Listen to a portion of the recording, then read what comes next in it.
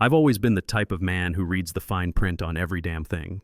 While other contractors in Mesa skim contracts and trust handshake deals, I study every clause, every contingency, every possible way things can go sideways.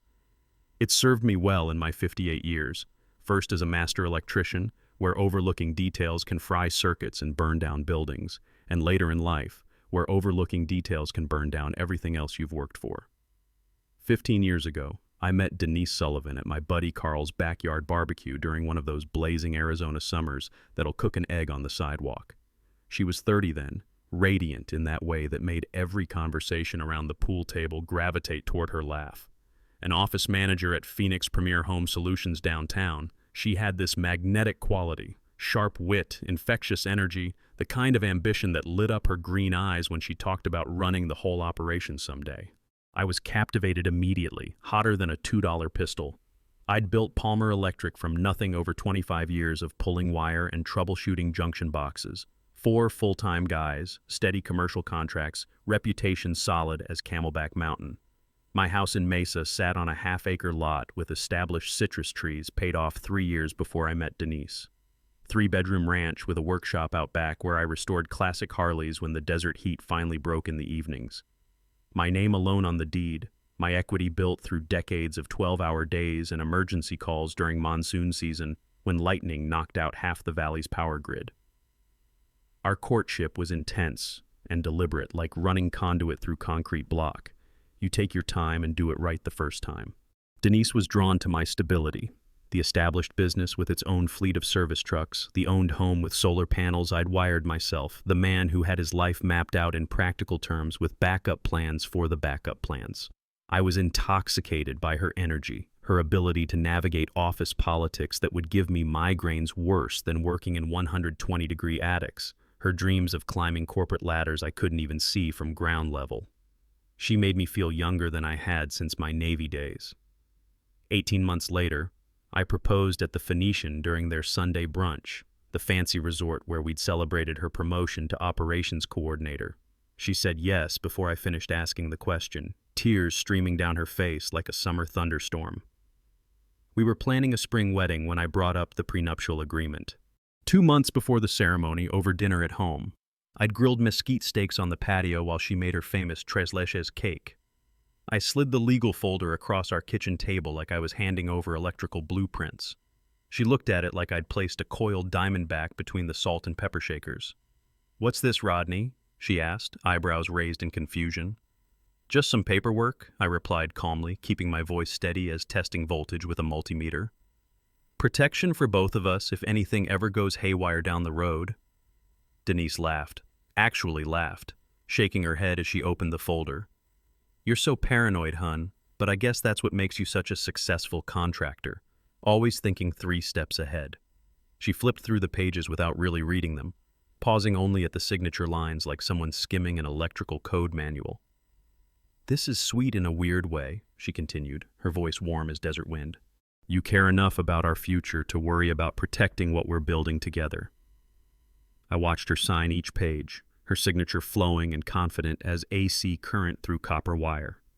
She didn't ask questions about the specific clauses, didn't request her own attorney to review the terms, didn't pause at the section that would matter most 15 years later. Any proven infidelity by either party immediately voids all claims to marital assets acquired before or during the marriage. "There," she said cheerfully, sliding the folder back across the table like she'd just approved a routine service call invoice. "Happy now, you old worrywart?"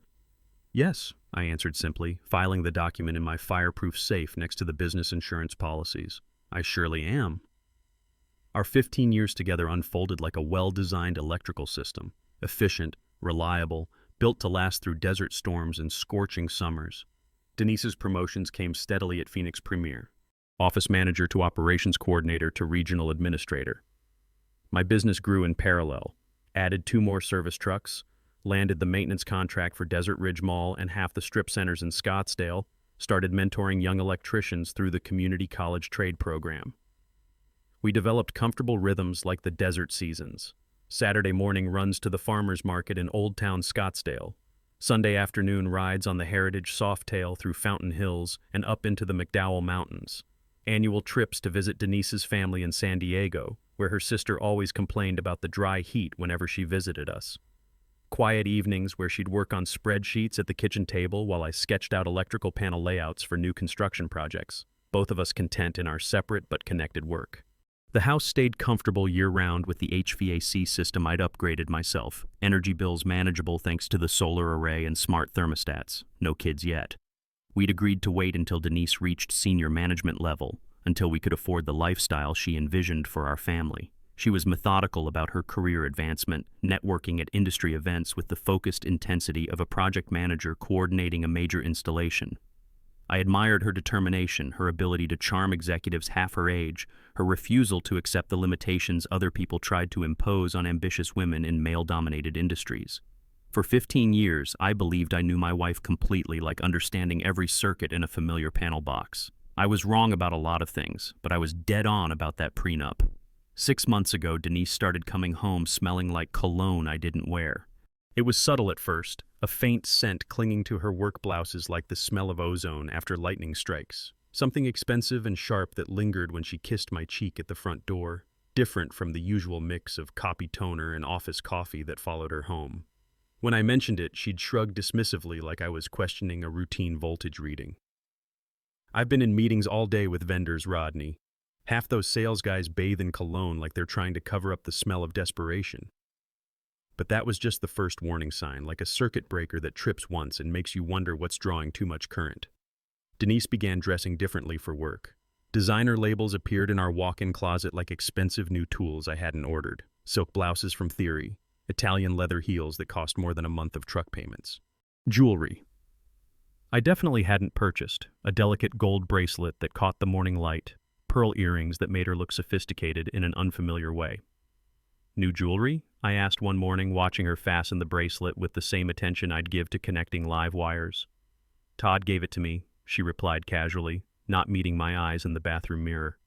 Performance bonus for closing the Henderson account. Todd Brenner. Her regional sales director's name, which I'd heard maybe twice in 15 years of marriage, suddenly appeared in every conversation like a short circuit that keeps tripping the same breaker. Todd needs me to review the quarterly projections. Todd wants me at the client dinner Thursday. Todd says I'm the best operations manager he's ever worked with. Her voice changed when she said his name. Softer, almost reverent, like she was talking about someone who'd personally rewired the stars in the desert sky. Made my gut twist tighter than wire nuts on a loose connection. The late nights multiplied like power surges during summer brownouts. Big projects became her default explanation for everything. Missed dinners, canceled weekend rides up to Sedona, the growing distance between us that felt like watching someone slowly disconnect from the main panel until they disappeared into darkness. She'd come home after 10, claiming exhaustion, picking at the reheated meals I'd left wrapped in the refrigerator. Her phone became more protected than a main electrical panel. New password, screen always facing down, taking it with her to the bathroom during showers for the first time in 15 years of marriage. When my calls came through during work hours, she'd reject them faster than a ground fault circuit interrupter, or let them go to voicemail, texting back hours later with brief apologies. In meetings, talk tonight. Except we never did talk at night anymore. The intimacy between us died slowly. Then all at once, like an overloaded circuit that dims gradually before it blows completely. Denise stopped reaching for my hand during movies, stopped curling against me in bed on Sunday mornings when the desert air was still cool. When I tried to bridge the growing gap between us, she'd claim headaches or stress from work. "I'm just so tired lately, hun," she'd murmur, turning away from me in bed like she was switching off a circuit breaker. 4 months into these changes, I called Carl Hoffman. Not my buddy Carl from the barbecue, but Carl Hoffman, private investigator. 20 years experience, discretion guaranteed, came recommended by my attorney Linda Walsh down at Walsh & Associates. Met him at a coffee shop in Tempe during my lunch break, the kind of place where nobody pays attention to two middle-aged men having a quiet conversation. I slid a photo of Denise across the small table, her laughing at our anniversary dinner last year at Vincent's downtown, radiant and happy, looking at me like I was the only person who mattered in the whole Salt River Valley. "I think my wife is stepping out on me," I stated matter-of-factly, using the same tone I'd used to diagnose a faulty breaker. "I need to know for sure." Carl studied the picture like he was reading electrical schematics, then quoted his rates. 3,000 retainer, detailed reports, photo evidence if needed. I paid cash from the business account, money I'd earned crawling through scorching attics and troubleshooting electrical gremlins. "How long you want me on this?" he asked, pocketing the bills. "Until you find proof she's cheating," I answered firmly, "or until I'm convinced I'm seeing problems that ain't really there." It took Carl 6 weeks to wire up the truth. The photos arrived via encrypted email on a Tuesday night while Denise worked late again, or claimed to be working late. I opened them alone in my workshop, each image hitting me like touching a live wire with wet hands. Denise and Todd Brenner kissing in the parking garage behind her building, his hands tangled in her blonde hair. Entering the Grand Canyon Hotel together, his hand possessive on her lower back like he owned her. Sitting intimately close at Vincent's, our anniversary restaurant, his thumb stroking her wrist while she gazed at him like a love-struck teenager. I stared at the evidence for an hour, my face expressionless as a dead circuit, my electrician's mind already shifting from grief to calculation. Then I called Linda Walsh, the sharpest divorce attorney in Phoenix, sharp enough to cut through legal red tape like a good pair of wire strippers. I didn't tell Denise about the photos. Instead, I started installing cameras in every room of our house, wiring them into a closed-circuit system that would make the NSA jealous. If Todd Brenner wanted to destroy my marriage, I'd make sure the whole world could watch it happen in high definition. The weeks following Carl's report were the most controlled performance of my life, like maintaining steady voltage under varying load conditions. Every morning I woke beside Denise, kissed her forehead, and asked about her day with the same gentle concern I'd shown for 15 years. Every evening, I listened to her elaborate lies about demanding clients and urgent deadlines, nodding sympathetically while calculating her financial exposure like figuring amp draw on a complex circuit. "Todd needs me to stay late again," she'd announce, not meeting my eyes. "Of course, darling," I'd reply understandingly. "Work comes first. I'll keep your dinner warm." Behind the scenes, I worked with Linda Walsh to build a case tighter than a properly installed electrical panel. The prenup had been drafted by Bakley and Associates 15 years ago, one of Phoenix's most expensive family law firms. Every clause was enforceable, every contingency legally sound as a grounded circuit. "This document is bulletproof," Linda declared, sliding it back across her mahogany desk. "Your wife will walk away with exactly what she brought into the marriage, her personal belongings and that Honda Civic with the payments she's still making." I filed for divorce 6 weeks after receiving Carl's evidence, but Denise wouldn't be served papers for another month. Strategic timing, Linda recommended to prevent her from hiding assets or transferring money like a thief jumping circuits to avoid detection. During this window, I made a calculated decision that revealed the true scope of my planning. I reached out to 3 major contractors in the Phoenix area, guys I'd known for decades, whose businesses depended on reliable electrical work and solid reputations. I didn't file formal complaints about Phoenix Premier Home Solutions. That would be too obvious, like using the wrong gauge wire, bound to cause problems later. Instead, I had casual conversations over coffee at the contractor supply houses on Grand Avenue. "You know, Mike," I mentioned to Mike Rodriguez, who ran the biggest residential framing outfit in Ahwatukee. "I heard Phoenix Premier's been cutting corners on their electrical specs. Might want to double-check any bids they're involved with. Word is their sales director's been promising completion dates their subcontractors can't deliver." In the tight-knit world of Arizona construction, where reputation travels faster than electricity through copper wire, contractors started asking questions. Phone calls got made. Projects got delayed. Phoenix Premier's management began investigating their own sales department, looking for the source of the problems like tracking down a short circuit. "Strange thing, Bob," I confided to Bob Patterson, who handled most of the commercial HVAC work in Scottsdale. "Some of the electrical work Phoenix Premier's been signing off on doesn't meet current code requirements. Might be worth having your guys double-check their installations before you tie into any of their panel work." Word spread through the network like current finding the path of least resistance. Phoenix Premier started losing bids. Their bonding company began asking questions about project delays and cost overruns. Todd Brenner found himself fielding angry calls from contractors who'd been burned on rushed jobs and unrealistic timelines. Meanwhile, I installed a comprehensive security system throughout our house. High-definition cameras in the living room, kitchen, hallway, and front entrance. cloud-based storage with motion activation and real-time streaming to my phone. When the security company technician asked about the extensive coverage, I explained casually, "Been some break-ins in the neighborhood lately. Can't be too careful with all the expensive tools in my workshop." "Smart thinking, Mr. Palmer," he replied, not knowing exactly how smart it really was.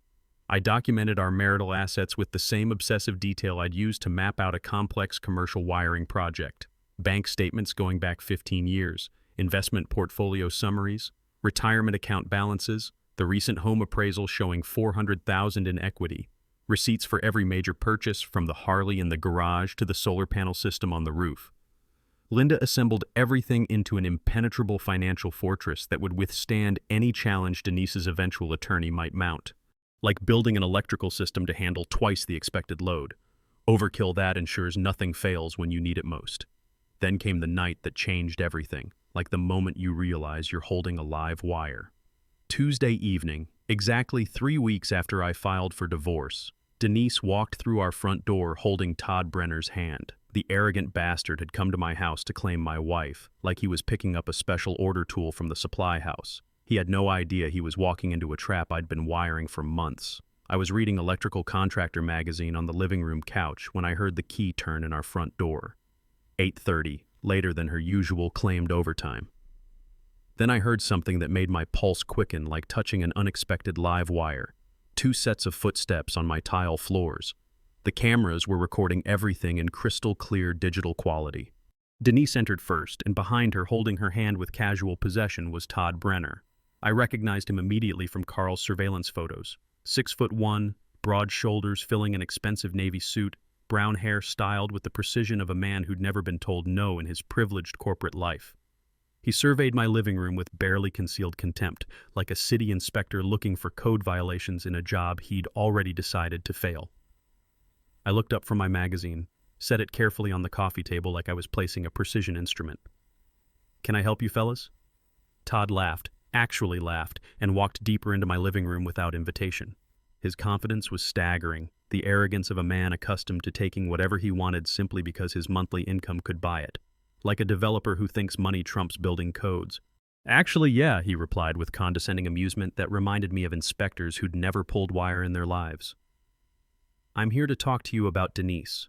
He sat on my couch, spread his arms across the back cushions like he already owned the furniture, and delivered his speech with the casual cruelty of someone who'd clearly rehearsed these words in front of a mirror. "Look, Rodney," he continued, his tone like explaining basic electrical theory to a first-year apprentice.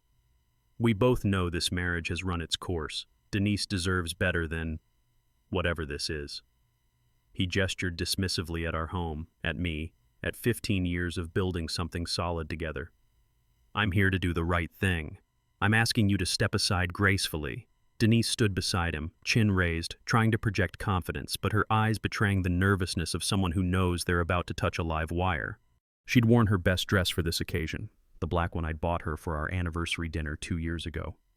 The symbolism felt intentional, like she was attending a funeral for our marriage.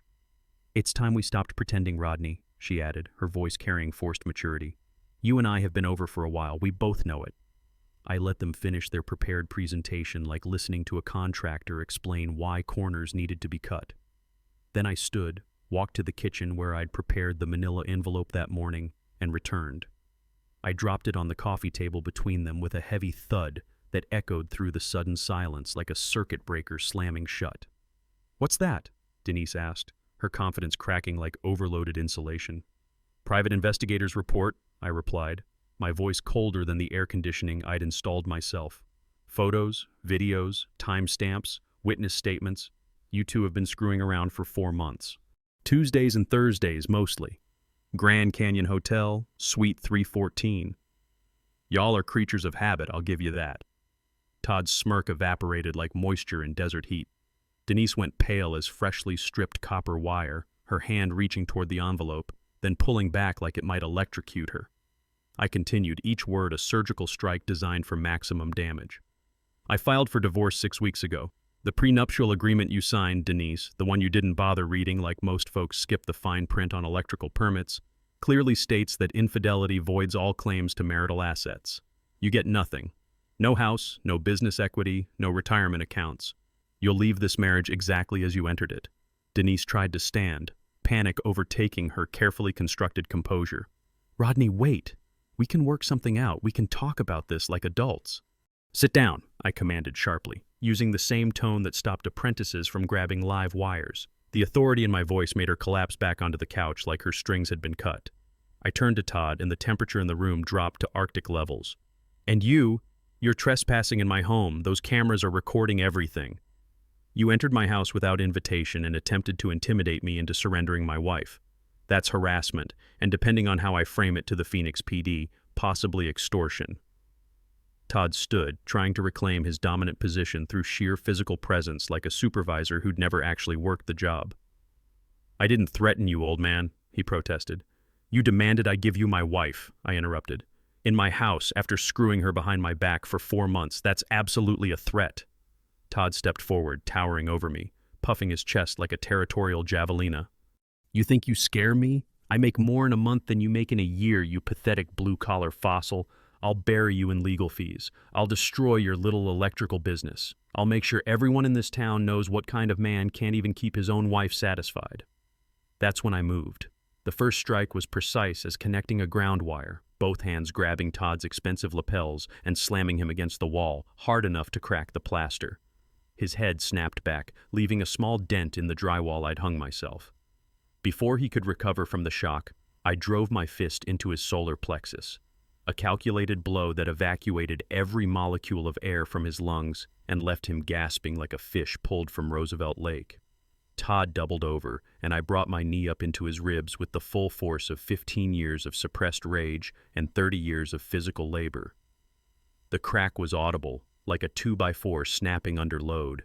Todd crumpled to my hardwood floors, and I followed him down with a vicious kick to his groin that sent him into a fetal curl, tears streaming down his face. All corporate arrogance stripped away in 30 seconds of controlled violence. Rodney, stop, Denise screamed, grabbing my arm frantically like someone trying to prevent electrocution. I shoved her away firmly, sending her stumbling backward into the coffee table. I stood over Todd, breathing steady as a well-balanced circuit, knuckles split and bleeding, looking down at the man who thought he could walk into another man's home and steal whatever caught his fancy. Get out of my house, I ordered coldly, my voice steady as DC current. Right now. Todd tried to crawl toward the front door, groaning pathetically, clutching his ribs and groin, reduced to a broken shell of the confident predator who'd strutted into my home 20 minutes earlier. All that corporate swagger evaporated like water on hot asphalt. Denise rushed to help him, both of them sobbing now, all pretense shattered like a dropped meter. I picked up the divorce papers from the side table and threw them at her feet like tossing scrapped wire into the bin. Sign them, I instructed firmly. Don't contest. The evidence is overwhelming, and fighting will only cost you money you no longer have. They stumbled toward the door together, Todd leaning heavily on Denise, leaving small drops of blood on my pristine floors. I followed them, opened the door, and watched them struggle down the front steps like watching a blown fuse finally give up completely. Oh, and one more thing, I called after them. I had some conversations with contractors around town. Seems Phoenix Premier's reputation isn't what it used to be.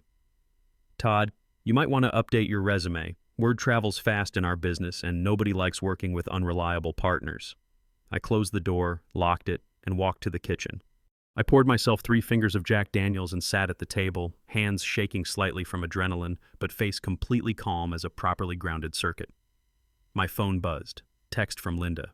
Papers served. She has 30 days to respond. Judging by the security footage you're streaming me, I don't think she'll contest. That was quite a performance. I allowed myself a small smile and raised my glass to the empty kitchen.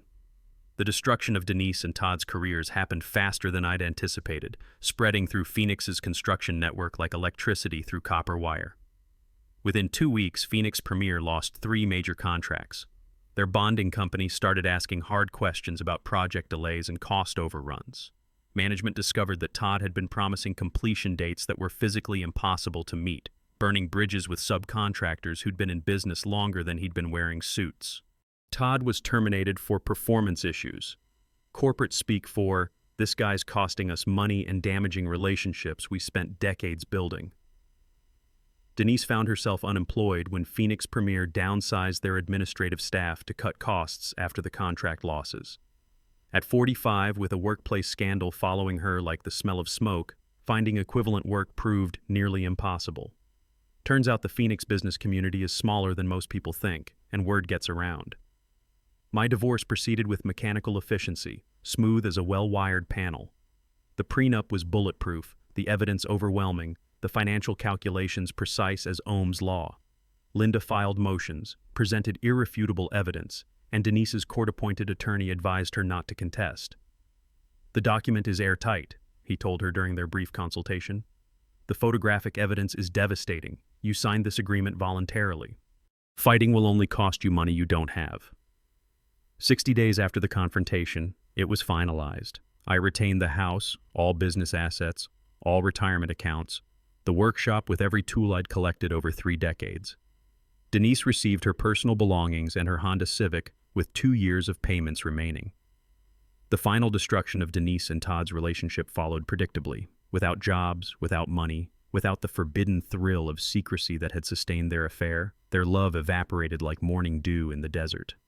They fought constantly in her cramped studio apartment in Tempe.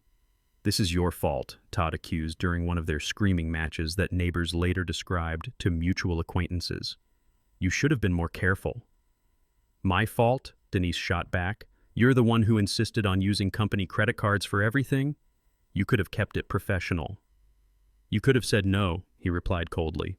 Within 2 months of the confrontation, Todd moved to Tucson, taking contract work at 60% of his previous salary. Unable to get recommendations from any firm in Phoenix, his career effectively over in the valley he'd tried to dominate. Denise moved to Denver, working administrative jobs for 1/3 of her Phoenix Premier income, starting over from absolute zero at 45 years old. 6 months later, I'm sitting on my back patio on a Saturday morning, coffee in hand, watching sunrise paint the Superstition Mountains in gold and amber. The house is entirely mine again, quiet, clean, peaceful in a way it hasn't been since before the lies started. I'm dating again. Kelly Foster, a nurse at Scottsdale Healthcare I met through my buddy Carl Stevens at a Contractors Association barbecue. She's divorced herself, funny and straightforward and refreshingly honest about the mistakes she made in her first marriage. We take rides on the Harley up to Flagstaff, cook dinners together, share stories about our cautious re-entries into trust. People ask me sometimes if I regret how things ended, if I think I went too far with Todd, if I feel guilty for destroying their lives so completely. I don't. Not even a little. Denise made her choices. Todd made his. I simply ensured they faced the consequences of those choices, same as any circuit faces the consequences of being overloaded. And now, sitting in the house I built with the life I've reconstructed on my own terms, I sleep perfectly well at night.